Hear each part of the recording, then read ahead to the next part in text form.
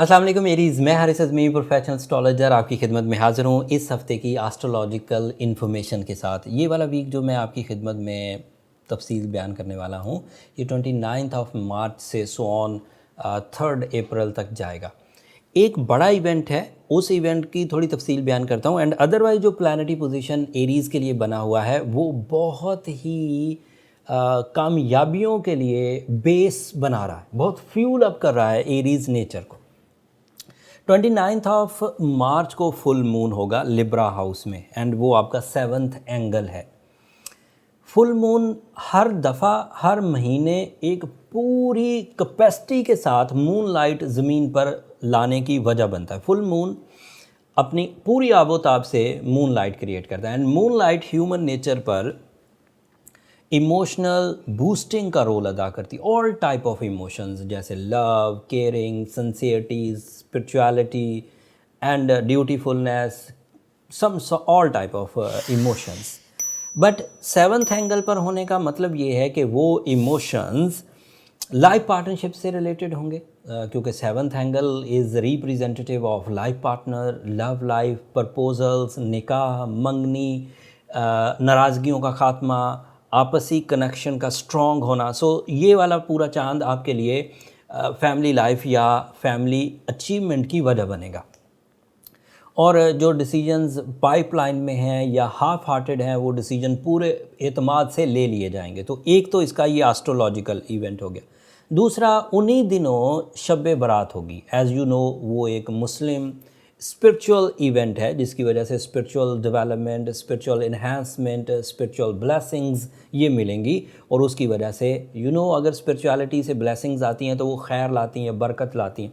तो निकाह किया तो उसमें खैर और बरकत आएगी। अगर कोई कारोबार शुरू किया, अगर कोई पार्टनरशिप की तो उसमें बरकत आएगी। तो ये तो फुल मून की वजह से ये एक एडवांटेज हो गया। ब्लेसिंग्स तो आएंगी, इमोशंस तो आएंगे and in blessings and emotion की कम्बिनेशन से आप पीसफुल, रिस्पेक्टफुल एंड ड्यूटीफुल होकर आगे बढ़ेंगे। तो ये तो एक इवेंट हुआ जो कुछ दिनों तक आपको मुयस्सर आएगा। नाराज़गियों का ख़ात्मा होगा, मोहब्बतों में इजाफ़ा होगा एंड अदरवाइज़ भी दिल ज़रा हशाश बशाश रहेगा।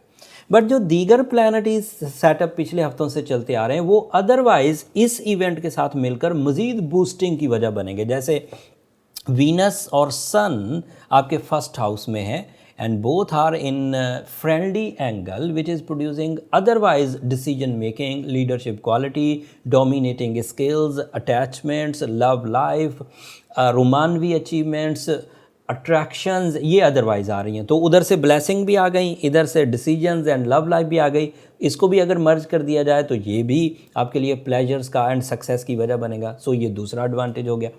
तीसरा एडवांटेज आपको क्या है कि आपका जुपिटर एंड आपका सैटर्न, दो लॉन्ग टर्म प्लैनेट आपके 11th एंगल पर है विच is producing sudden gains, jumping style successes, less efforts, high rewards, easy and silkie.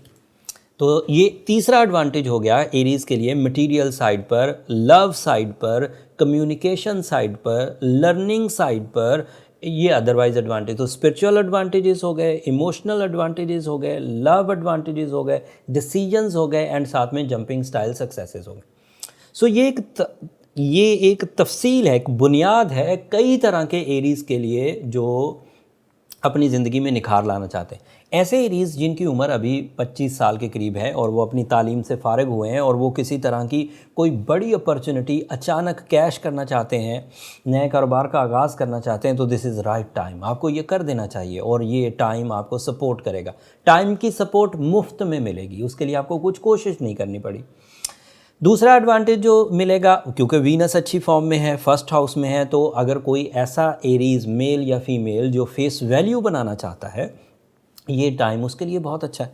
फिर पोजीशन ऑफ मरकरी भी आपके यहाँ, position of Mercury is not too good. Mercury in Pisces house और वो 12वां घर बनता है, तो ये इतनी अच्छी नहीं। लेकिन क्योंकि जुपिटर अच्छी फॉर्म में है तो वो मरकरी की कमज़ोरी को रिपेयर कर देगा। सो लर्निंग कैपेसिटी में कोई कमी नहीं आएगी, माइंड स्किल्स में कोई कमी नहीं आएगी। हालांकि मरकरी अगर डाउन हो जाए तो माइंड स्किल्स डंप हो जाती, जबकि जुपिटर उसको रिपेयर कर देगा। आला तालीम की सरगर्मियाँ करने वाले एरीज़ स्टूडेंट छाए रहेंगे। एग्ज़ाम में से गुजरने वाले स्टूडेंट्स शाय रहेंगे। एंड उसके अलावा भी लकी फैक्टर्स को कंपटिशंस में यूज़ करने वाले एरीज शाय रहेंगे। एंड फिर आपके रूलिंग प्लैनेट को भी तो नहीं इग्नोर किया जा सकता। आपका मार्स आपके 3rd हाउस में है, which is so supportive for family welfare, which is very very profitable in your litigations and liabilities। अगर मुकदमात को ख़त्म करना हो, नाराज़गियों को ख़त्म करना हो, कर्ज़ों को ख़त्म करना हो, झगड़ों को रिपेयर करना हो, तो मार्स आपको ब्रेवरी एंड कम्युनिकेशन दोनों स्किल्स देगा। आप अपनी बहादुरी और अपनी कम्युनिकेशन स्किल्स को यूज़ करते हुए, ये फितरी सलाहियतें, इसके लिए आपको अलग से कुछ नहीं सीखना, इनको यूज़ करते हुए आप अपने लिटिगेशन साइड से रिलीज़ हो सकते हैं, एंड लाइबिलिटीज़ से रिलीज़ हो सकते हैं, कॉम्प्लिकेशंस से रिलीज़ हो सकते हैं, एंड इवन नाराज़गियों से भी रिपेयर हो सकते हैं। तो एक लिस्ट है कामयाबियों की एरीज़ के लिए, बट ये सब बातें उस एरीज़ के लिए कारआमद हैं जो ज़िंदगी में कुछ करना चाहता है, शिकायतों से निकल कर परफॉर्म करना चाहता है। तो नेचर इस वक्त उसे सपोर्ट कर रही है। हमें कोई चीज़ जब भी सपोर्ट करती है, बारिशें, दिन का होना, रात का होना, बाहर का आना, this is a natural support, और इसे हम नेमत कहते हैं। अल्लाह की नेमतों में से एक नेमत है ये ब्लेसिंग का आना। आपने कोई दरख्वास्त तो नहीं दी थी कि शब बारात आ जाए, आपने कोई दरख्वास्त तो नहीं दी कि शौबान आ जाए। ये तो एक सिस्टम है जिसके तहत आते हैं, और आपको इन्फॉर्मेशन होनी चाहिए, और इस इन्फॉर्मेशन का मतलब है कि आप इवेंटफुल होकर अपॉर्चुनिटीज़ को कैश करते हैं और अपनी ज़िंदगी में निखार लाने की कोशिश करते हैं। अदरवाइज़ ये शबरातें गुजरेंगी, ये ईदें गुजरेंगी, ये सुबहें गुजरेंगी, ये बहारें गुजरेंगी, जिसने कुछ करना ही नहीं है उसके लिए ये इन्फॉर्मेशन भी बेकार है। लेकिन जिसने कुछ करना हो उसके लिए ये इंतहाई इंपॉर्टेंट है। एक स्पिरिचुअल इवेंट है, एक फुल मून इवेंट है, उसका एक साइंटिफिक पस मंज़र है, उसका एक स्पिरिचुअल पस मंज़र है। अगर आपके पास साइंटिफिक प्लान है तो कर गुजरिए, अगर आपके पास स्पिरिचुअल प्लान्स हैं तो कर गुजरिए, दोनों तरह से आपको रिवॉर्ड्स मिलेंगे। एंड उम्मीद करता हूँ जो हेल्दी, स्ट्रॉन्ग एंड प्लानफुल एरीज़ हैं वो अगले इस हफ्ते काफ़ी कामयाबियाँ हासिल करेंगे। अगर कोई एरीज़ कामयाबियाँ हासिल तो करना चाहता है लेकिन उसकी ज़ाती सलाहियतें उसका साथ नहीं दे रही, जहन उलझा हुआ है, रिश्तेदारियाँ बिल्कुल अदावत का शिकार हो गई हैं, रिसोर्सेज डंप हो गए हैं, चीटिंग हो गई है, या फिर खुद ही अपने आप की करेज को इकट्ठा नहीं कर पा रहे, तो उनके पास 2 ऑप्शन हैं। द फर्स्ट ऑप्शन इज़ आपको ब्लू सफ़ायर पहनना चाहिए। That is ideal and friendly most stone जो एरीज नेचर को सपोर्ट करता है, बट ये जनरल सिम्टम्स को रिपेयर कर देगा। अगर कोई सिवियर सिम्टम्स हैं, कुछ सख्त सिम्टम्स हैं और वो ब्लू सफ़ायर के पहनने से भी रिपेयर नहीं हो रहे, तो that means there is something wrong in ज़रा हाई लेवल पर। तो उसका जो सेकंड स्टेप है वो फिर पर्सनल चार्ट डायग्नोसिस हैं, कैलकुलेशंस हैं। पर्सनल चार्ट कैलकुलेशन से फाइंड आउट हो जाता है आपके एस्पेक्ट्स बाय बर्थ, आपकी planetary position by birth, and उसके बाद आपने उसको कैसे लेकर चले। अगर तो कोई रिपेयरेबल चीज़ हो जो जनरल रेमेडी से ठीक हो जाएगी तो वो ब्लू सफ़ायर के पहनने से एंड सूरज शम्स पढ़ने से रिपेयर हो जाएगी। बट अगर ये दोनों चीज़ें कर चुके हैं एंड फिर भी ठीक नहीं हो रहा है तो फिर उसका नेक्स्ट स्टेप पर्सनल डायग्नोसिस ही होता है। उसके लिए नंबर नीचे चलते रहते हैं, आप इन पर रब्ता करके अपनी ज़ाती किस्म की डायग्नोसिस करा सकते हैं। उससे कारोबार में इश्यूज़ जो होते हैं वो भी पता लग जाते हैं, रिलेशंस में जो ट्रबल्स होती हैं वो भी पता चल जाती हैं, हेल्थ क्राइसिस हो, रिवॉर्डलेसनेस हो, ये चीज़ें पता चल जाती हैं। एंड फिर उसको किस अंदाज से ट्रीट करना है, there is lot of remedies. आगे फिर उसका नेक्स्ट प्रोफेशनल स्टेप होता है, उसको रिकवर किया जा सकता है।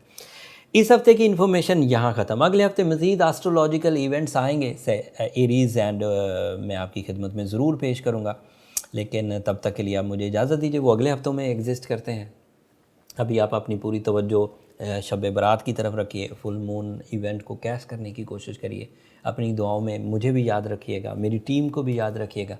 और ये बात मैं एलानिया कहता हूँ कि आपकी दुआएं मेरे लिए इस दुनिया और आखिरत का सबसे कीमती सरमाया है।